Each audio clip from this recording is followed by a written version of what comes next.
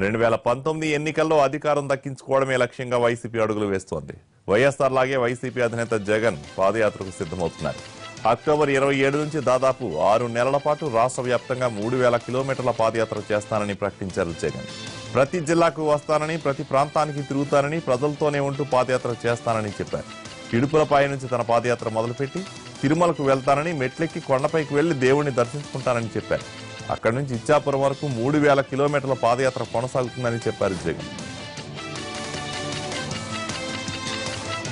YCP జాతీయ అధ్యక్షుడిగా YS Jagan మరోసారి ఎన్నికయ్యారు. పార్టీ నేతలు అభినందిస్తుండగానే ఎన్నికల సమరశంఖాన్ని పూరించారు జగన్. వైఎస్ఆర్ లాగే ప్రజల నుంచి అధికారం తెచ్చుకుంటామన్నారు. వైఎస్ లానే ఇచ్చిన ప్రతి హామీని నిలబెట్టుకుంటామని, దేవుడి ఆశీస్సులతో స్వర్ణయుగాన్ని అందిస్తామని చెప్పారు. 30 ఏళ్ల పాటు సీఎంగా ఉండాలన్నదే తన కళ అని చెప్పుకొచ్చారు జగన్. అధికారంలోకి రాగానే చేపట్టే 9 కార్యక్రమాలను జగన్ వివరించారు. ఎన్నికల వ్యూహకర్త ప్రశాంత్ కిషోర్ ను ప్లేనరీలో పార్టీ శ్రేణులకు పరిచయం చేశారు జగన్. రాబోయే ఎన్నికల్లో వైసీపీకి సేవలు అందించనున్నారు ప్రశాంత్ కిషోర్. 2014 ఎన్నికల్లో మోడీ విజయం వెనుక ప్రశాంత్ కిషోర్ పాత్ర ఉంది.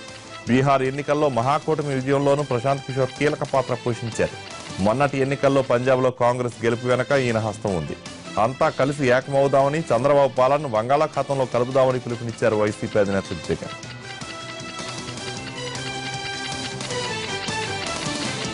జగన్ తీరు నచ్చకపోవడం వల్లే తాము వైసీపీ నుంచి తెలుగుదేశంలోకి వచ్చామన్నారు. ఎమ్మెల్యే జ్యోతుల నెహ్రూ రాష్ట్ర అభివృద్ధి కోసం పనిచేస్తున్న చంద్రబాబుకు మద్దతు తెలిపేందుకే టీడీపీలో చేరామన్నారు. జగన్ వల్ల రాష్ట్రానికి నష్టమే గాని లాభం లేదన్నారు నెహ్రూ.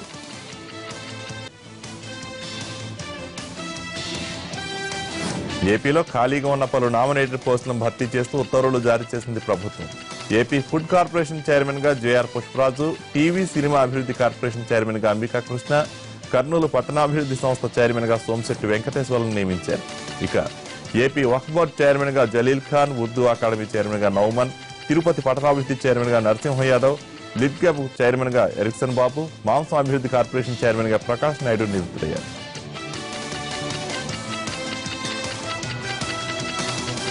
ఆధ్యాత్మిక క్షేత్రం తిరుపతిని మరింత అభివృద్ధి చేసేందుకు తన వంతు కృషి చేస్తారన్నారు తుడా చైర్మన్ గా నియమితులైన నరసింహ యాదవ్. చంద్రబాబు తనపై ఉంచిన నమ్మకాన్ని వమ్ము చేయకుండా సేవ చేస్తానన్నారు. ఏ పదవులను ఆశించకుండా 35 ఏళ్ల పాటు పార్టీకి సేవ చేసినందుకు గుర్తింపుగా తనకు తుడా చైర్మన్ పదవి లభించిందన్నారు.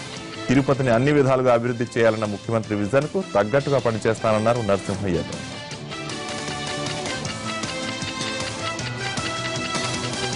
దేశవ్యాప్తంగా జీఎస్టీ అమల్లోకి వచ్చిన నేపథ్యంలో శ్రీవారి భక్తులకు షాక్ ఇచ్చింది టీటీడీ. అద్దె గదుల కేటాయింపులో జీఎస్టీని వర్తింపు చేస్తామని ప్రకటించింది.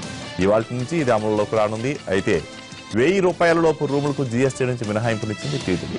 1000 నుంచి 2000 అద్దె గదులపై 12%, 2000 నుంచి 5000 నుంచి 6000 అద్దె గదులకు 18% జీఎస్టీ అమలు చేయనుంది. జీఎస్టీ నుంచి టీటీడీకి మినహాయింపు ఇవ్వాలని రాష్ట్ర ప్రభుత్వం ఇటీవలే కేంద్రానికి విజ్ఞప్తి చేసింది. అయితే తిరుమలకు మినహాయింపు ఇస్తే దేశంలోని మిగతా ప్రముఖ దేవాలయాలు కోరతాయంటూ రాష్ట్ర ప్రభుత్వ విజ్ఞప్తిని కేంద్రం తిరస్కరించింది.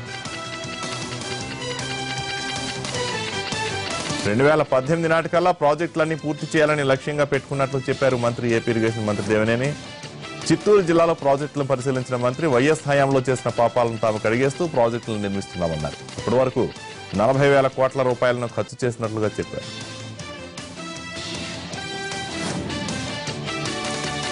తెలంగాణ ఉద్యమానికి అండగా ఉన్న కరీంనగర్ నుంచి ఎన్నో కార్యక్రమాలు చేపట్టిన కేసీఆర్ ఈసారి హరితహారాన్ని ఇక్కడి నుంచే ప్రారంభించి మిగతా జిల్లాలకు స్ఫూర్తినిస్తారని ఆర్థిక మంత్రి ఈటెల రాజేందర్ అన్నారు. సీఎం కార్యక్రమ ఏర్పాట్లను ఎమ్మెల్యేలతో కలిసి పరిశీలించిన మంత్రి ఈటెల అధికారులతో సమావేశమయ్యారు. 12న జరిగే హరితహారంలో సీఎం మొక్కలు నాటే లోయర్ మేనర్ డ్యాం తీరాన్ని, అక్కడ జరుగుతున్న పనులను సమీక్షించారు. అంబేద్కర్ స్టేడియంలో జరిగే సీఎం బహిరంగ సభ ప్రాంగణాన్ని పరిశీలించారు. కేసీఆర్ పాలనలో అన్ని వర్గాల ప్రజలు అసంతృప్తితో ఉన్నారన్నారు టీపీసీ చీఫ్ ఉత్తమ్ కుమార్ రెడ్డి. సూర్యాపేట జిల్లా గరడేపల్లిలో కాంగ్రెస్ ప్రజాగర్జన సభలో పాల్గొన్న ఆయన టీఆర్ఎస్ పాలన రైతులకు శాపంగా మారిందని విమర్శించారు. కాంగ్రెస్ అధికారంలోకి రావడం ఖాయమని ధీమా వ్యక్తం చేశారు. అధికారంలోకి వస్తే రైతులకు 2 లక్షల రూపాయల రుణమాఫీ, నిరుద్యోగ వృత్తి, మహిళా సంఘాలకు వడ్డీ లేని రుణాలు ఇస్తామన్నారు ఉత్తమ్.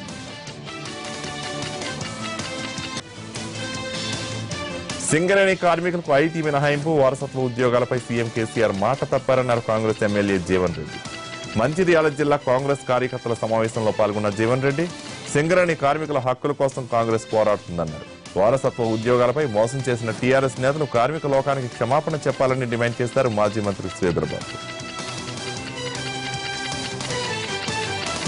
కాంగ్రెస్ నాయకులకు ఒకటి అని 4 తిట్టించుకోవడం అలవాటైందన్నారు మంత్రి హరీష్ రావు. తెలంగాణను ముంచే పులిచింతల ప్రాజెక్టు సాధించడమే కాంగ్రెస్ నాయకులు గొప్పగా చెప్పుకుంటున్నారని విమర్శించారు. కాంగ్రెస్ నాయకులు ఇంకా ఆంధ్ర ప్రాంత ప్రయోజనాల గురించి మాట్లాడే అలవాటు మానుకోలేదని హరీష్ మండిపడ్డారు. కేసీఆర్ పాలనలో రామరాజ్యం చూస్తున్నామన్నారు మంత్రి తుమ్మల నాగేశ్వరరావు. ఖమ్మం జిల్లా పాలేరు నియోజకవర్గ నాయకులు కార్యకర్తలతో ఆత్మీయ సమ్మేళనం నిర్వహించిన తుమ్మల తెలంగాణలో ఆదర్శ పాలన కొనసాగుతోందన్నారు. ఏ రాష్ట్రంలో లేని విధంగా సంక్షేమ పథకాలు అమలవుతున్నాయన్నారు. కేసీఆర్ కు అండగా నిలబడదామని పార్టీ నేతలు కార్యకర్తలకు పిలుపునిచ్చారు తుమ్మల నాగేశ్వరరావు. పాలకులపై ఒత్తిడి తేవడమే స్ఫూర్తి యాత్ర లక్ష్యమన్నారు TJAC chairman professor Kodandaram. Rajanna Sircilla జిల్లాలో జరిగిన అమరవీరుల స్ఫూర్తి యాత్రలో కోదండరాం పాల్గొన్నారు. కేంద్ర ప్రభుత్వం కొత్తగా తీసుకొచ్చిన జీఎస్టీ చట్టంతో తెలంగాణలో సుమారు 8 లక్షల మంది బీడీ కార్మికులపై భారం పడుతుందన్నారు. బీడీ పరిశ్రమపై జీఎస్టీని తగ్గించుకునే అవకాశం రాష్ట్ర ప్రభుత్వానికి ఉన్నా ఆ దిశగా ప్రజాప్రతినిధులు ఆలోచించడం లేదని ఆరోపించారు Kodandaram.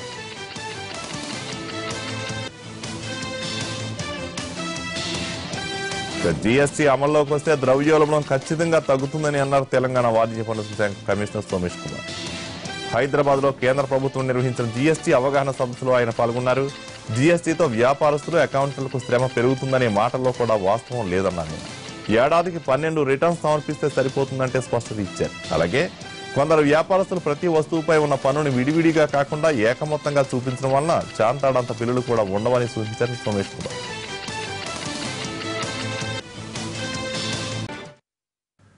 Back to news. Anantapuram జిల్లా కదిరిలోని సైదాపురంలో జనావాసాల మధ్య మద్యం షాప్ ఏర్పాటు చేశారంటూ ఆందోళన దిగారు మహిళలు. స్థానికంగా ఉన్న స్కూల్ విద్యార్థులతో కలిసి మద్యం షాప్ ఎదుట ధర్నా నిర్వహించారు. సమాచారం తెలుసుకున్న పోలీసులు మహిళలకు సర్ది చెప్పి పంపించారు. వెంటనే మద్యం షాపును తొలగించకపోతే ఉద్యమాన్ని మరింత ఉధృతం చేస్తామన్నారు మహిళలు.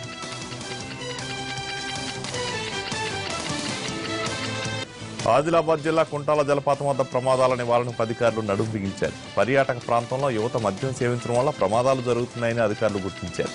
దాన్ని నివారించడంలో భాగంగా విస్తృత తనిఖీలు నిర్వహిస్తున్నారు. కుంటాల జలపాతం వద్దకు వెళ్లే వాహనాలను పూర్తిగా తనిఖీ చేసి మద్యం బాటిల్ తీసుకొచ్చిన వారితోనే ధ్వంసం చేస్తున్నారు. ఈ మధ్యకాలంలో 2 యువకులు ప్రాణాలు కోల్పోవడంతో పాటు పోకిరీల బెడద పెరగడం వల్లనే భద్రతను కట్టుదిట్టం చేస్తున్నామన్నారు పోలీసులు. వికారాబాద్ జిల్లా బోమరాస్ మండల పరిధిలో ఘోర ప్రమాదం జరిగింది. హైదరాబాద్ బీజాపూర్ అంతర్రాష్ట్ర రహదారిపై లారీ క్రూజర్ వాహనాలు ఢీకొన్నాయి. ప్రమాదంలో 3 చనిపోయారు. 6గురికి తీవ్ర గాయాలయ్యాయి. క్షతగాత్రుల్లో ఒకరి పరిస్థితి విషమంగా ఉంది.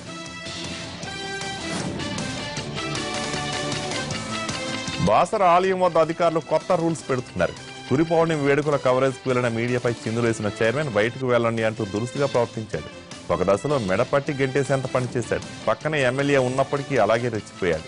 వీఐపీల సేవలో తరిస్తూ అమ్మవారికి నైవేద్యం ఆలస్యంగా పెట్టిన విషయాన్ని మీడియాలో ప్రసారం చేయడంతో 3 అధికారులకు గతంలో మెమోలు జారీ అయ్యాయి. దీంతో మీడియాపై ఆంక్షలు విధించారు బాసర ఆలయం చైర్మన్.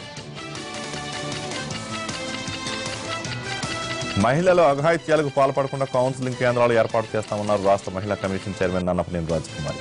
పశ్చిమ గోదావరి జిల్లా తణుకులో పిల్లలకు పురుగుల మందు తాగించి తాను ఆత్మహత్యకు పాల్పడి చికిత్స పొందుతున్న సూర్యకుమార్ని ఆమె పిల్లలను పరామర్శించారు. ఆత్మహత్యాయత్నానికి గల కారణాలను అడిగి తెలుసుకున్నారు. అనంతరం బాధిత కుటుంబాన్ని అన్ని విధాలు ఆదుకుంటామని నన్నపనేని హామీ ఇచ్చారు.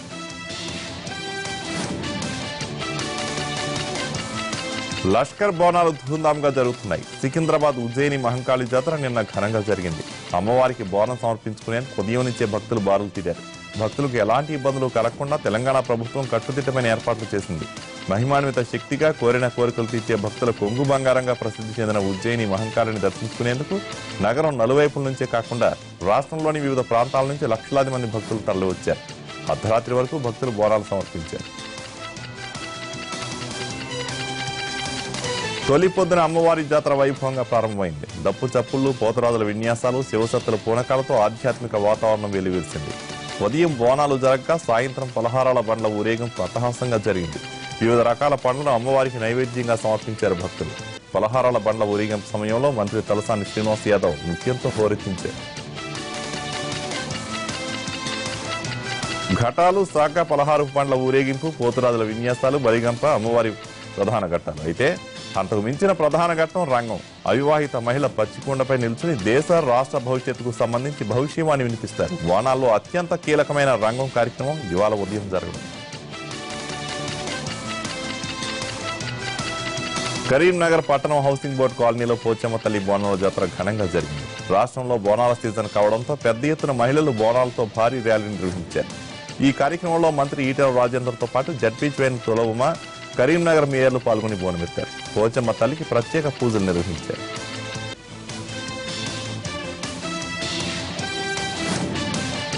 మంచిర్యాల జిల్లా గట్పూర్లో క్వారీ దుర్గామాత జాతర వైభవంగా జరిగింది. ఈ జాతరకు భక్తులు భారీగా తరలివచ్చి దుర్గామాతకు మొక్కులు చెల్లించుకున్నారు. ఇక్కడి అమ్మవారి కోరిన కోరికలు తీరుస్తుందని భక్తుల విశ్వాసం. అందుకే ప్రతి ఏటా సికింద్రాబాద్ మహంకాళి జాతర ముహూర్తంగా నిర్ణయించి జాతర జరుపుతారు.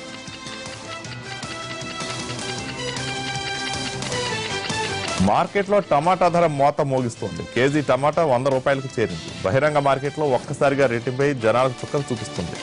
రైతు బజార్లలో కేజీ టమాటా రేటు 70 రూపాయలకు పైగా ఉండగా ఓపెన్ మార్కెట్లో కొన్ని చోట్ల 120కి వరకు ఉంది. ఇక ఈ నెల 1వ తేదీ 40 రూపాయలు ఉండగా 10 రోజుల్లోనే రెట్టింపై దిగుబడి తగ్గడం, సరఫరా లేకపోవడంతో టమాటా ధరలు పెరిగాయని అధికారులు చెబుతున్నారు.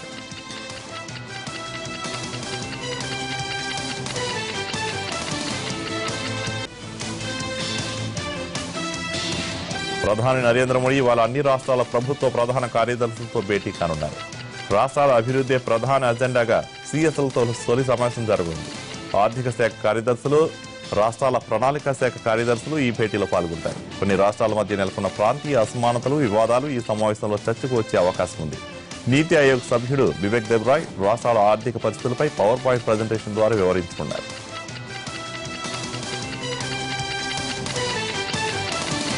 పేదల ఆహారానికి పెద్దలు వాడే BMW కారుకు ఒకే రకమైన పన్ను గతంలో ఉండేదని అన్నారు కేంద్ర ఆర్థిక శాఖ మంత్రి అరుణ్ జైట్లీ. అన్నింటిపైన సరాసరిన గతంలో 14 నుంచి 15% పన్నులుండేవని, జీఎస్టీతో పరిస్థితుల్లో మార్పు వస్తుందన్నారు ఆయన. దేశంలో ఆర్థిక అసమానతల గురించి తెలియని వ్యక్తులే జీఎస్టీలో స్లాబుల గురించి విమర్శలు చేస్తున్నారని ఆయన ఆరోపించారు.